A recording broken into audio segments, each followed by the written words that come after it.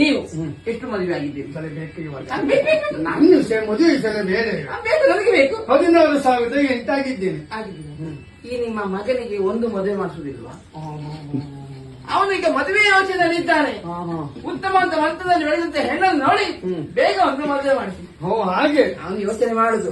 ಅಮ್ಮ ನನ್ನ ವಿಷಯ ಮಾತನಾಡುದ, ಇಲ್ಲಾಂದ್ರೆ ಅಪ್ಪನ ಹತ್ರ ಬಂದ್ಕೊಂಡು ಬೇರೆ ಏನಾದ್ರೂ ಒಂದು ಸುಸು ಮಾಡಿದ್ರ ಮಾತನಾಡ್ಲಿಕ್ಕೆ.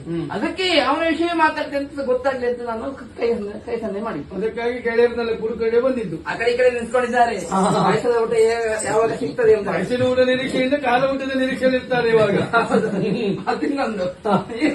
ಆದ್ರೆ ನೇರವಾಗಿ ಇಲ್ಲಿ ನನಗೆ ನೀವಂತವರು ಮಗನ ಇರುವಂತ ಬರುವಂತ ಪ್ರಾಯಕ್ಕೆ ಬಂದಿದ್ದಾನೆ, ಕಲ್ಯಾಣ ಮಾಡಬೇಕು ಎಂಬುದಾಗಿ. ಮಕ್ಕಳು ಪ್ರಾಯಕ್ಕೆ ಬಂದಂತ ಸಮಯದಲ್ಲಿ ತಂದೆ ತಾಯಿಯರು ಯೋಗ್ಯರು ಹುಡುಗರು ನೋಡಿ ಮದುವೆ ಮಾಡುವುದು ಸಹಜ ತಾನೆ. ಚಿಂತೆ ಮಾಡುವಂತ ಅಗತ್ಯ ಇಲ್ಲ. 8 ದಿನದ ಒಳಗಡೆ ವಿಜೃಂಭಣೆಯಿಂದ ಕಲ್ಯಾಣ ಮಾಡ್ತೇನೆ ಮನ್ಮಥನಿಗೆ. 8 ಮಾಡಿ ತೋರಿಸ್ತೇನೆ. ಹಿಂದೆ ಆಗ್ಬಾರ್ದು, ಮುಂದೆ ನಡಿಬಾರ್ದು ಅಂತ ವಿಶೇಷ ಮದುವೆ ಇದೇ ಮನೆಯಲ್ಲಿ ಆಗ್ಬೇಕು. ಎಷ್ಟು ಸಂತೋಷವಾಯ್ತು ನೋಡಿ. ನಾವಿಬ್ಬರು ಮಾತಾಡಿದ್ರು ಸರಿ. ಒಮ್ಮೆ ಅವನಲ್ಲಿ ಕೇಳ್ತೇನೆ. ಮಗನೇ ಮನ್ಮಥ, 8 ದಿವಸದೊಳಗೆ ಮದುವೆ ಅಂತೆ ಆಯ್ತಾ?